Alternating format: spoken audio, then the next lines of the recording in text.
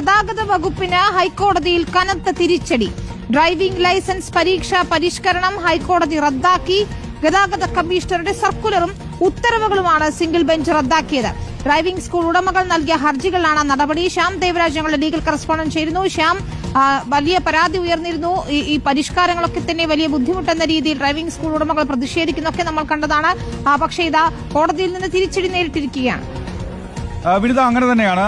ഗതാഗത വകുപ്പിന് സംസ്ഥാന സർക്കാരിന് കനത്ത തിരിച്ചടിയാകുന്ന നിലപാടാണ് ഇന്ന് ഹൈക്കോടതിയിൽ നിന്നുണ്ടായത്. ജസ്റ്റിസ് എൻ നഗരേഷ് അധ്യക്ഷനായ സിംഗിൾ ബെഞ്ചാണ് ഈ ഡ്രൈവിംഗ് പരിശീലകർ, അതിന്റെ ഉടമകൾ, ഡ്രൈവിംഗ് സ്കൂൾ ഉടമകളൊക്കെ നൽകിയ ഹർജിയിൽ വിധി പറഞ്ഞത്.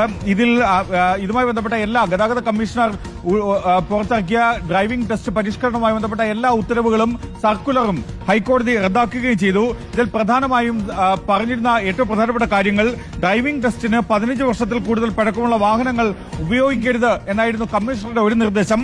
പഴയ വാഹനങ്ങൾ ആധുനിക സാങ്കേതികവിദ്യയ്ക്ക് അനുസൃതമല്ല എന്നുമായിരുന്നു കമ്മീഷണർ നൽകിയ ഈ പുറത്തിറക്കിയ സർക്കുലറിലെ നിർദ്ദേശം. ഇത് ഏകപക്ഷീയമായ വാഹന നിരോധനം അടിച്ചേൽപ്പിക്കുന്നുവെന്നും ഇത് യുക്തിപരമായ നിയന്ത്രണമല്ല എന്നുമായിരുന്നു ഹർജിക്കാരുടെ വാദം. ഈ വാദം അംഗീകരിച്ചാണ് സിംഗിൾ ബെഞ്ചിന്റെ നടപടി. ഒപ്പം ഡ്രൈവിംഗ് പരിശീലന വാഹനങ്ങൾക്ക് ഡാഷ്ബോർഡ് ക്യാമറ നിർബന്ധമാണ് എന്നായിരുന്നു കമ്മീഷണർ ഇറക്കിയ മറ്റൊരു ഉത്തരവ്. ഈ ഉത്തരവും ഹൈക്കോടതി അംഗീകരിച്ചില്ല. ഇത് മോട്ടോർ വാഹന നിയമത്തിലോ ചട്ടങ്ങളിലോ പറയുന്നില്ല എന്നായിരുന്നു ഹർജിക്കാരുടെ വാദം. ഡ്രൈവിംഗ് പരിശീലനം റെക്കോർഡ് ചെയ്യണമെന്നായിരുന്നു മറ്റൊരു പരിഷ്കരണമായി ഗതാഗത വകുപ്പ് കമ്മീഷണർ നിർദ്ദേശിച്ചിരുന്നത്. എന്നാൽ ഇത് ഡ്രൈവിംഗ് സ്കൂളുകൾക്ക് അധിക ബാധ്യത വരുത്തിവെക്കുമെന്നാണ് ഹർജിക്കാർ ഹൈക്കോടതിയിൽ വാദമായി ഉന്നയിച്ചത്. ഈ വാദവും ഹൈക്കോടതി അംഗീകരിക്കുകയും ചെയ്തു. ഡ്രൈവിംഗ് ടെസ്റ്റ് കേന്ദ്രങ്ങൾ കമ്പ്യൂട്ടറൈസ് ചെയ്യണമെന്നായിരുന്നു മറ്റൊരു നിർദ്ദേശം. ഇതിൽ കമ്പ്യൂട്ടറൈസ്ഡ് ടെസ്റ്റിംഗ് ഗ്രൌണ്ടുകളിൽ പരിശീലിച്ച ഉദ്യോഗാർത്ഥികൾക്ക് അനാവശ്യമായ ഒരു നേട്ടമുണ്ടാക്കുമെന്നായിരുന്നു ഹർജിക്കാരുടെ പ്രധാനപ്പെട്ട വാദം.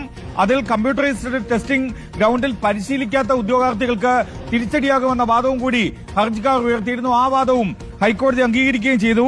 ഡ്രൈവിംഗ് പരിശീലകർക്ക് മിനിമം വിദ്യാഭ്യാസ യോഗ്യതയും നേരത്തെ ഗതാഗത വകുപ്പ് കമ്മീഷണർ നിശ്ചയിച്ചിരുന്നു.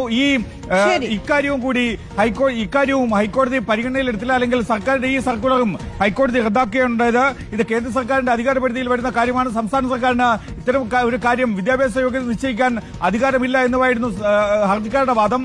ഈ വാദങ്ങളെല്ലാം അംഗീകരിച്ചാണ് ഹൈക്കോടതി സിംഗിൾ ബെഞ്ചിന്റെ വിധി. ഇത് സംസ്ഥാന സർക്കാരിന് ഗതാഗത വകുപ്പിന് തിരിച്ചടിയാണ്.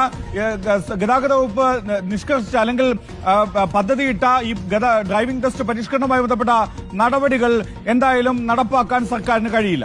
അതാണ് ഏറ്റവും പ്രധാനപ്പെട്ട കാര്യം. ഇനി നമുക്ക് ഗതാഗത മന്ത്രിയുടെ ഉൾപ്പെടെ പ്രതികരണങ്ങൾ ഈ വിഷയത്തിൽ തേടുകയും വേണം. ഏതായാലും കോടതിയിൽ വലിയ തിരിച്ചടി നേരിട്ടു എന്നതാണ്.